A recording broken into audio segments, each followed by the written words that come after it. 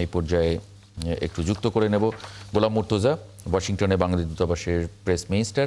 মুর্তজা ভাই, আপনাকে স্বাগত জানাচ্ছি একাত্তর জানালে।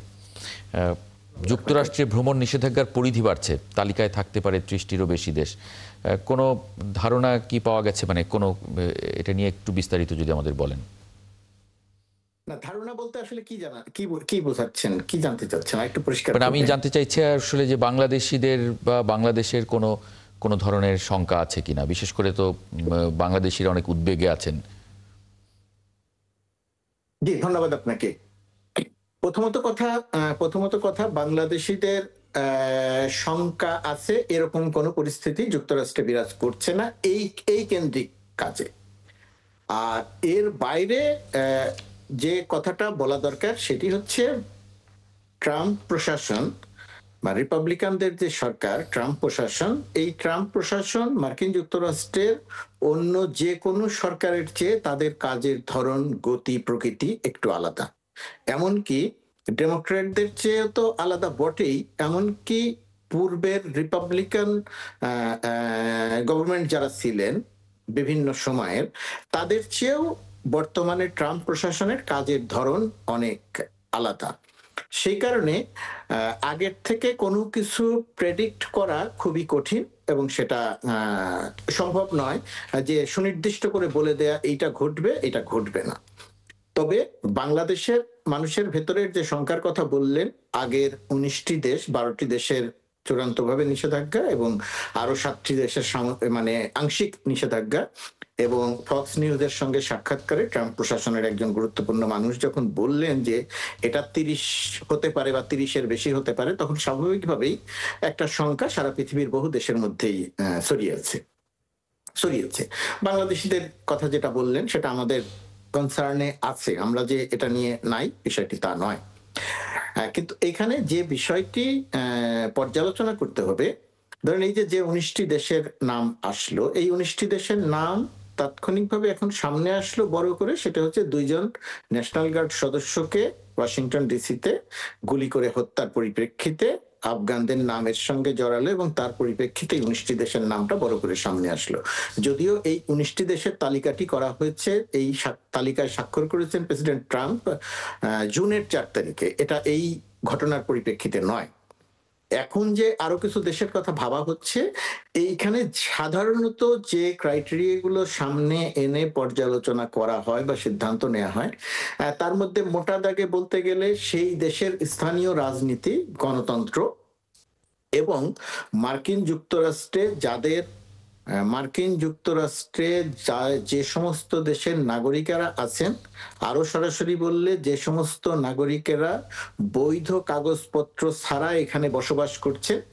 ট্রাম্প প্রশাসনের এই জায়গাটিতে একটা কঠোর নীতি নিয়েছেন ট্রাম্প প্রশাসন এবং তাদের বিরুদ্ধে অভিযান চলছে। সেই অভিযানের পরিপ্রেক্ষিতে যাদের ধরা হচ্ছে তাদেরকে সেই সমস্ত দেশে ফেরত পাঠানো হচ্ছে।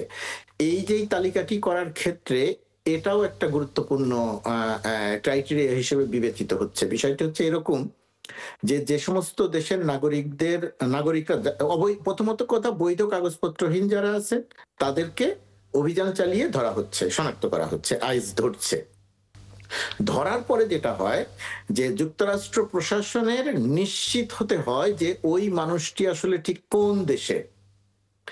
সেটা নিশ্চিত হওয়ার জন্যে আইসের পক্ষ থেকে, ট্রাম্প প্রশাসনের পক্ষ থেকে সংশ্লিষ্ট দেশের দূতাবাসগুলোতে যোগাযোগ করা হয়।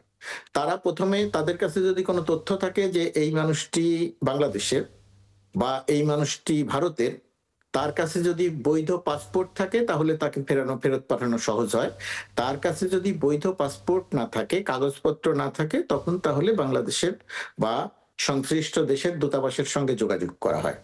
এখানে কোন কোন দেশের নীতি আছে, কোন কোন দেশের দূতাবাস আছে, তারা তাদের দেশের নাগরিকদের শনাক্ত করতে গড়িমসি করে। এর একটা কারণ হচ্ছে যে তারা হয়তো চান না যে তাদের দেশের নাগরিকদের ফেরত পাঠানো হোক। কিন্তু এই ক্ষেত্রে বাংলাদেশের অবস্থানটা একটু ব্যতিক্রম, যে ওই যে মানুষটি ধরুন বাংলাদেশের একজন নাগরিক, বৈধ কাগজপত্র ছাড়া এখানে যে বসবাস করছে, সে যদি তিনি যদি আইসের হাতে ধরা পড়েন তাহলে তাকে ডিটেনশন ক্যাম্পে নিয়ে রাখা হয় এবং সেই ডিটেনশন ক্যাম্পে নিয়ে রাখাটা এবং সেখানে থাকাটা মোটেই আনন্দের নয়, মোটেই খুব ভালো কিছু নয়। সেখানে তাকে অত্যন্ত কষ্টকর একটা পরিস্থিতির মধ্য দিয়ে পার হতে হয়।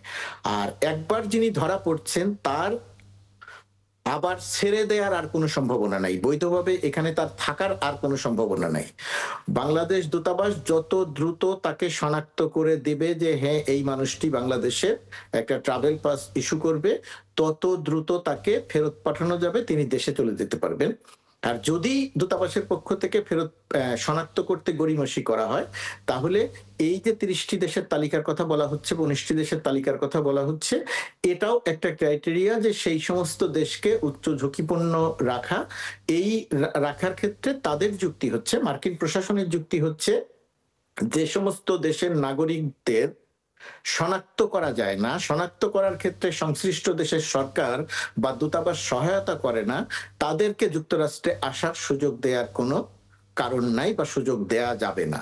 তো এই ক্ষেত্রে বাংলাদেশ যেটা করে, বাংলাদেশ দূতাবাসের কাছে যখন এই রকম তালিকা দিয়ে বলা হয় যে অমুক জায়গাতে অমুক ডিটেনশন ক্যাম্পে এতজন ১০ জন বাংলাদেশি আছেন বা ৫ জন আছেন, আমরা তার পরিচয় শনাক্ত করার জন্য আপনাদেরকে বলছি, তখন বাংলাদেশের দূতাবাসের পক্ষ থেকে এই কাজটি অত্যন্ত দ্রুত গতিতে করা হয়, ফেলে রাখা হয় না। যেহেতু তারা যুক্তরাষ্ট্রে থাকার সুযোগ নেই, আমি চাই না যে বাংলাদেশের, আমরা চাই না যে বাংলাদেশের কোনো মানুষকেই ধরে এখান থেকে ফেরত পাঠিয়ে দেয়া হোক, কিন্তু যুক্তরাষ্ট্রের নীতিকে তো আমি প্রভাবিত করতে পারবো না এখানে, সারা পৃথিবীর জন্য একই নিয়ম।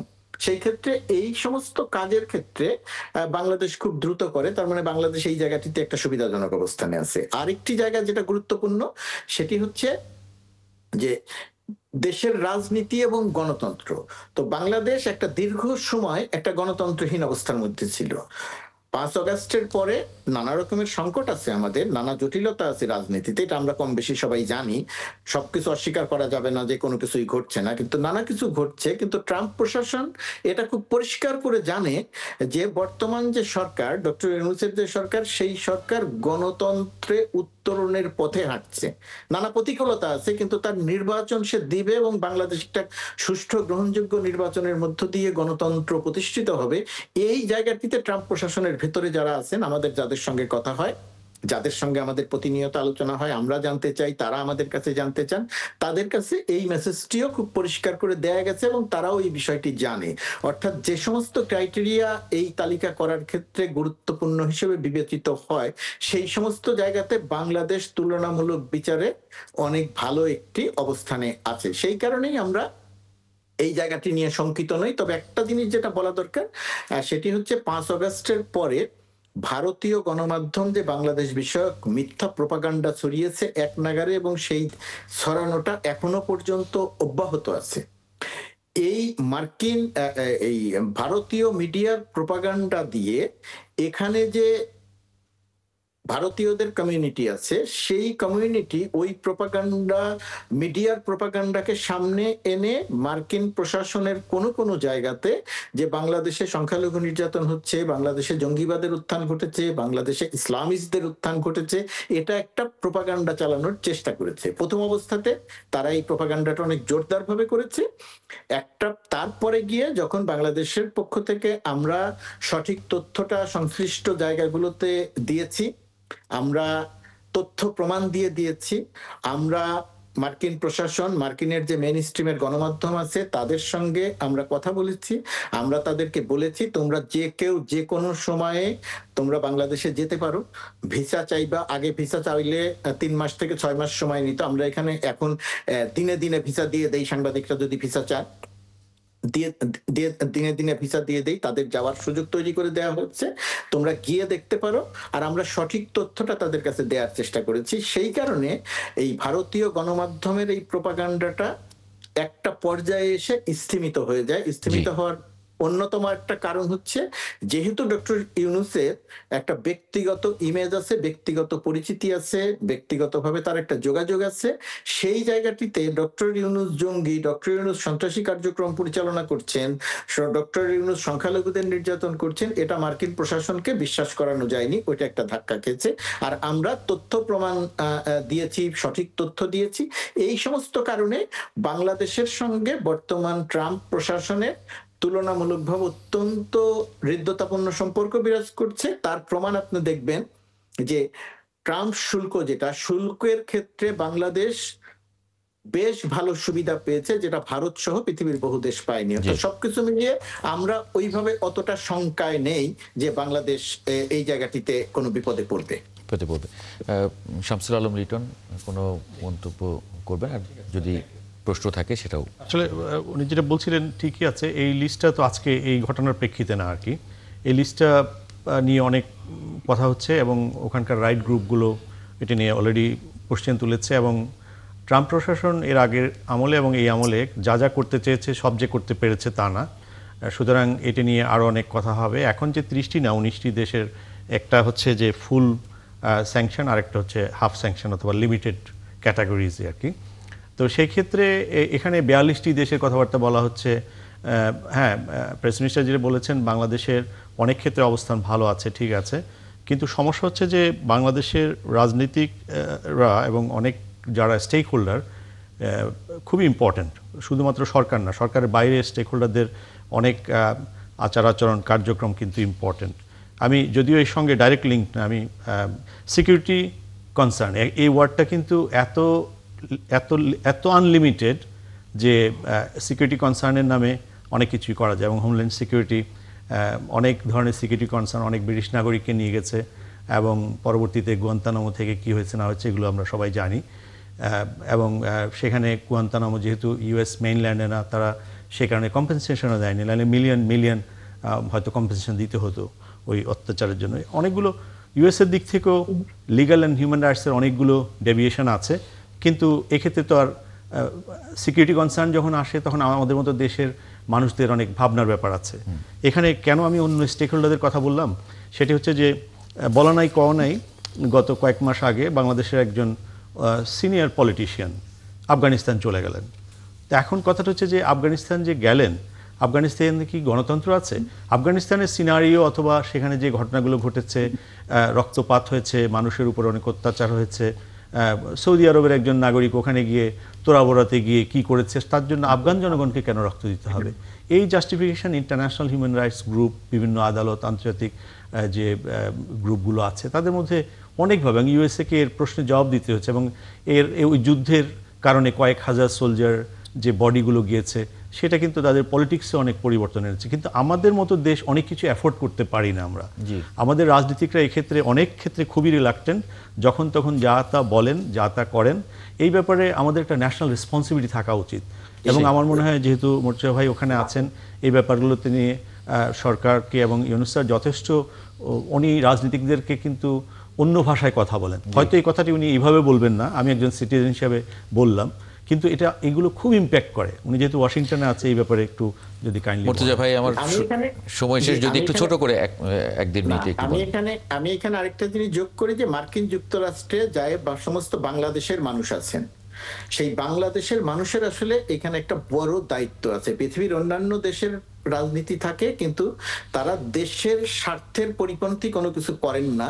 কিন্তু আমরা এখানে বাংলাদেশের নাগরিকদের একটা অংশের, যারা 5 আগস্টের পরে পালিয়েছে, সেই পালিয়ে যাওয়া অংশটি বাংলাদেশ বিরোধী এক ধরনের কর্মকাণ্ডের সঙ্গে সম্পৃক্ত থাকেন। তারা প্রকাশ্যে বাংলাদেশের মানুষ হয়ে মোদিজি মোদিজি বলে স্লোগান দেন, এবং তারা ভারতের স্বার্থ দেখেন বাংলাদেশের বিপক্ষে দাঁড়িয়ে, এবং বাংলাদেশের ক্ষতি হয় এরকম কর্মকাণ্ড নিয়ে তারা অনেক তৎপর থাকেন। তো এই জায়গাটিতে আমার অনুরোধ থাকবে যে বাংলাদেশের মানুষ যারা বাংলাদেশের স্বার্থের বিরুদ্ধে যায়, এরকম যে কোনো রকমের কর্মকাণ্ড করা থেকে যেন আমরা বিরত থাকি।